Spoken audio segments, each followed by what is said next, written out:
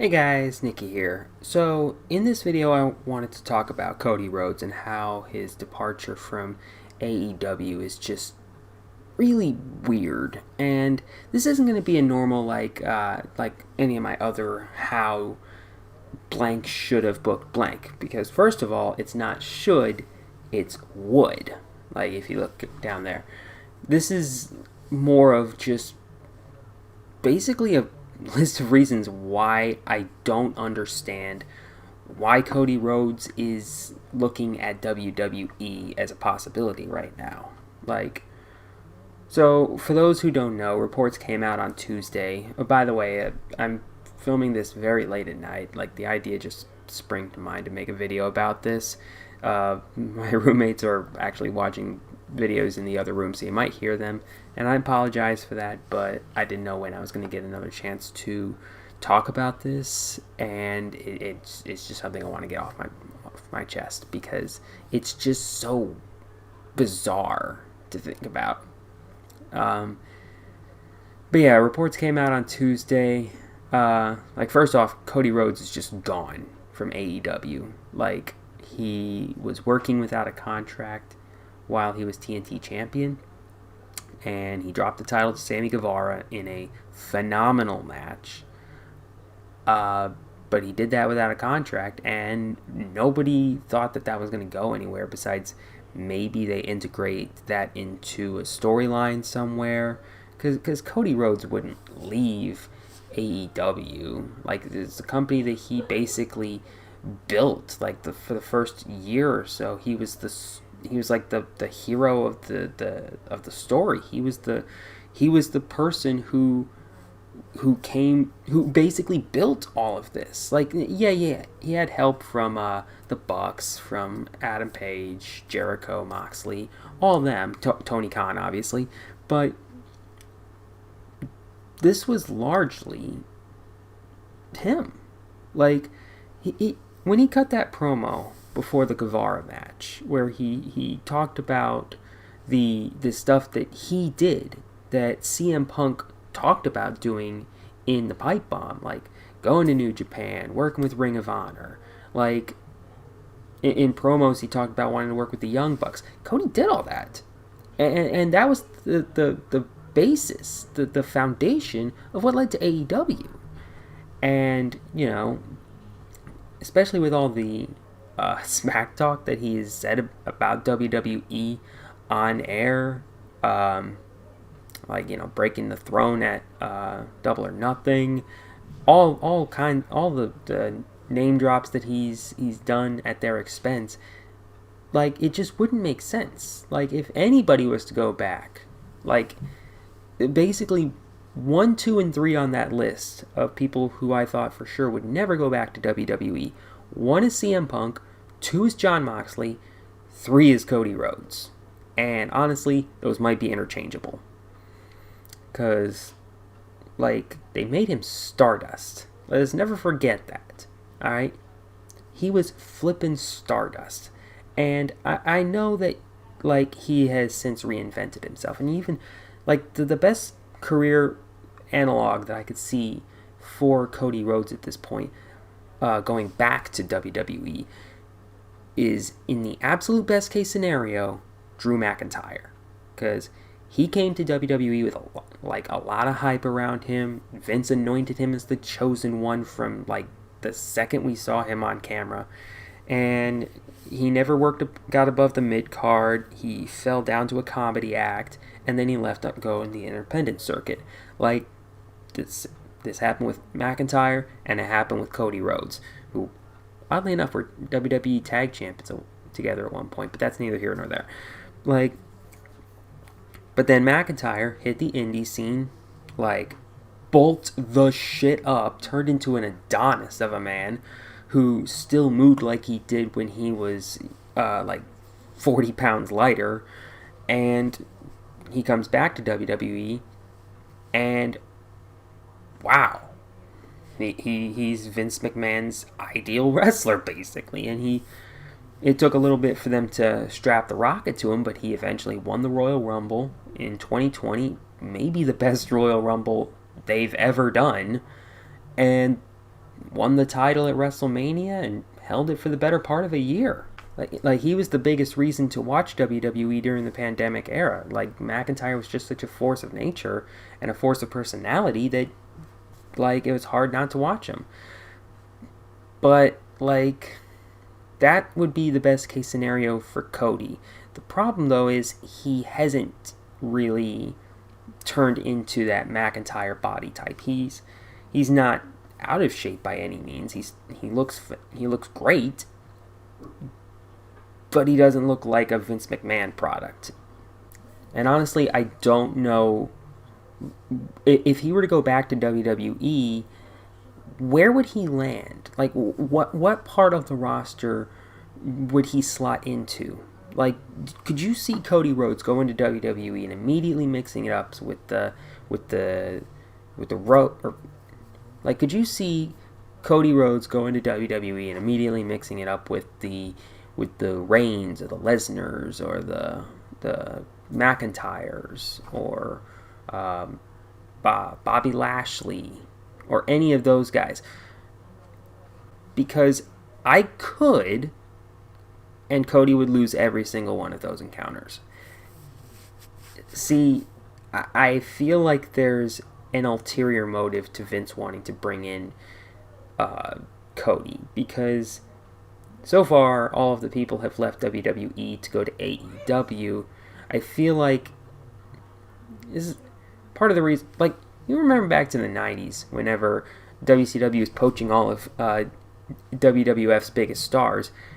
WWF wanted to get at least one guy, and that's why they gave Mark Marrow like a huge contract guaranteed. And if you look back, they actually gave Mark Marrow a little bit of a push out of the gate. Like, he was Intercontinental Champion and undefeated for a surprisingly long time.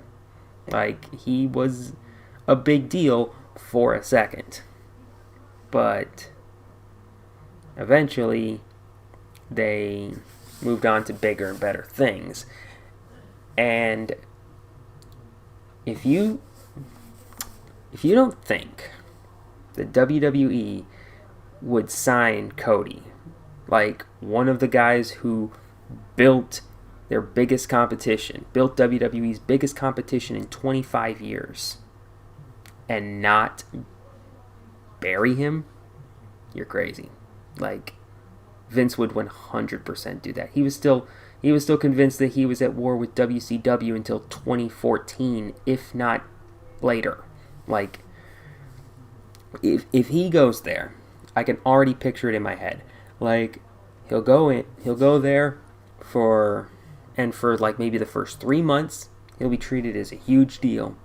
He might go over somebody big, like if they bring him in as a face, over somebody like, say, Rollins or maybe even Lashley. If he comes in as a heel, again, it might be Rollins or like a Big E or somebody that they can, like, somebody who a loss to a big new hot star wouldn't damage them that much. And they'd have a little momentum out of the gate, maybe even win a mid-card title. But that would be the apex. Like, same with Mark Marrow. Like, I don't want to keep comparing Cody to Mark Marrow, but like, start out hot, get a good bit of momentum going, and then down the card until you're basically hanging out and catering. Like until you're basically hanging out and catering and teaming with Dolph Ziggler. Tell me the part where I'm wrong. And the part of the weirdness of all this is like he was apparently unhappy with his position in AEW, and to an extent I get that. Like, he apparently really actually didn't want to turn heel, and like I can't make a guy turn heel. Like, you can only tell him the upsides, the positives, and as long as, at least in AEW, I would suppose, you have the choice in that matter. And he just wasn't gonna turn heel. Like, that Like the whole idea was that him not turning heel was the heel turn. That's why we kept booing him, because he wasn't giving us what we wanted. Right? Like that's what it felt like. Like they were doing a meta heel thing, but they were doing it right. Like not in the weird wishy-washy way that WWE was doing with Roman for the longest time. Like it at least made for compelling TV, and Cody always cuts crazy out there promos. Sometimes they're really, really good, sometimes they're not, but like they're always talked about afterwards. You could say that at least. And okay, he also talked about how he wanted to be paid like a top guy. Like apparently there were more people who were getting paid more. Like apparently Punk was making more than him, and he wanted to get paid like Punk. And I get that, but he's also, keep in mind, he's also making money on the side, because like the Turner Network apparently loves Cody, because they put him on the Go Big show. They gave him his own reality show, which, if I'm being honest, as far as reality shows go, Rhodes to the Top was not bad. Like what I saw, I kind of liked. So, but like he wouldn't be able to do stuff like that if he went back to WWE, especially like not for the Turner Networks. Like they might give him, like they might move Rhodes to the Top to the USA Network somehow, or make their own version of Rhodes to the Top. But it wouldn't be the same, because the best part of Rhodes to the Top was the fact that it showed backstage wrestling stuff. Like they talked about bookings. It treated it basically killed kayfabe, because it showed a lot of the backstage going-ons of a wrestling show that we never see with WWE. So the best part of Rhodes to the Top, we wouldn't be getting. So why even do it? Like,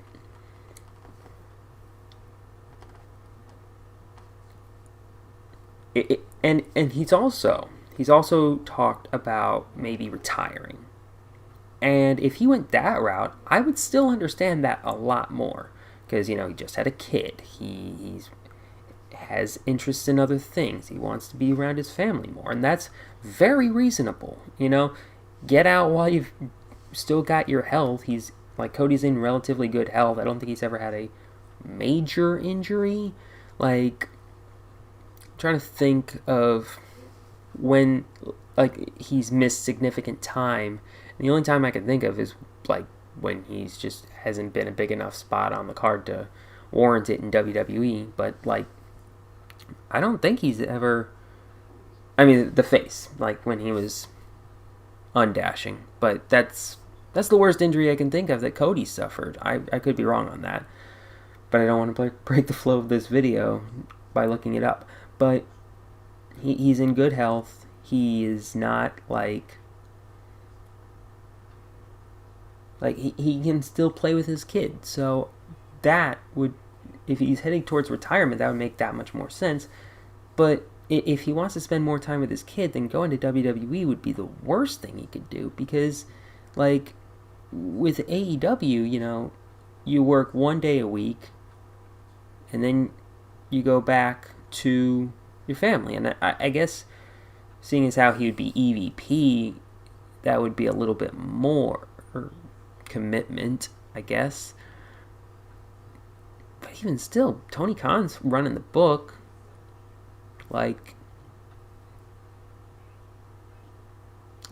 there wouldn't be, like, going to WWE, he'd be on the road for like 200 dates a year. They've started doing house shows again, so like it would just be a way worse situation for someone who wants to spend time with their family, unless they're making that much more money.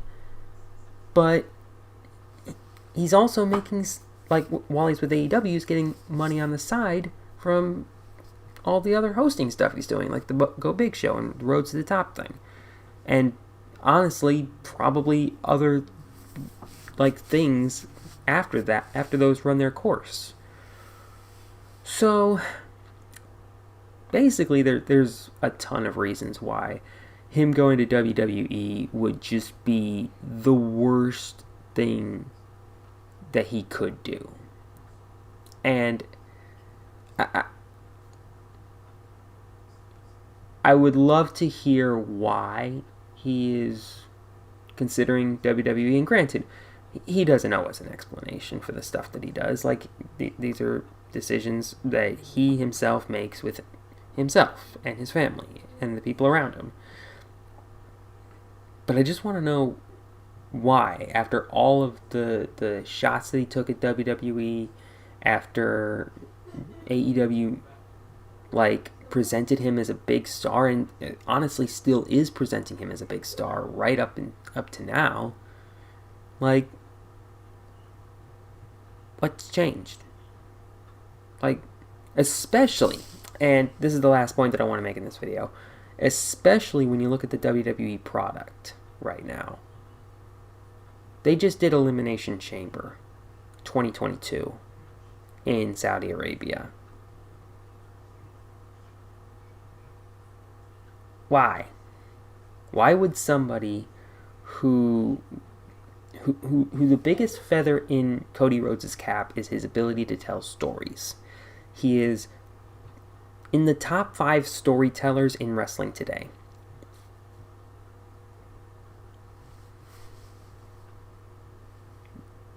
The story that they're telling in WWE is that Roman and Brock are better than everyone else on the roster, and it's not close.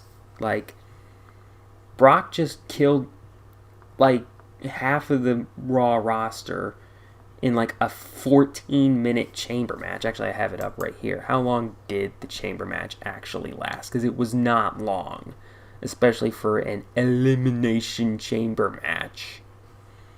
Okay, this is going slow and it's killing my flow. But, like, a very brief chamber match where Brock literally killed everyone except Bobby Lashley, who got an ouchie and got out of there before the carnage happened. Less than 15 minutes. Pitiful. Absolutely pitiful.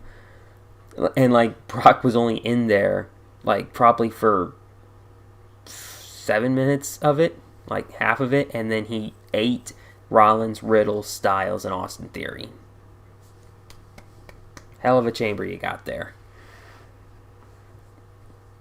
And then Roman, like, he killed Goldberg in 6 minutes. Like,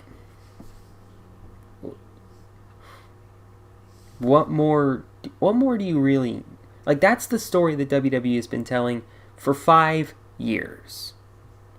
That Roman and Brock are the only people that matter. And on the women's side, it's basically Ronda Rousey and Charlotte Flair. That's it. That's the only ones who you need to be watching for. Maybe Becky Lynch too. Maybe Seth Rollins too. Obviously not today with that last one, but you get my point. I just don't understand why somebody who prides himself on their storytelling, who isn't even like a Vince McMahon body guy at this stage, would be wanting to go to WWE unless they're just offering him the Brinks truck. In which case, grab that paper. But it's just weird. And like, if anybody on the current AEW roster was going to go to WWE, I would have figured it'd be Jericho, because they're if Jericho were to leave and go back, because Jericho has always been cordial, at least, about WWE. He hasn't like gone pew pew shooty on them. Like, he's maintained that relationship. He showed up in AEW, like, not as an EVP, but as somebody that they, like an employee, as somebody that they paid handsomely for his services. And honestly, his time in the company has seemingly run its course. He just put over Proud and Powerful, and like he's already got a bit of a tenuous relationship with Guevara. He might put him over too, but what else do you really need to do in AEW if you're Chris Jericho? Like, he could go back. I could see that happening. But Cody, it's too weird. So that's all for me. That's all I got in this. I've rambled on enough, but I think I've made my points pretty well. So thanks for watching. See y'all later.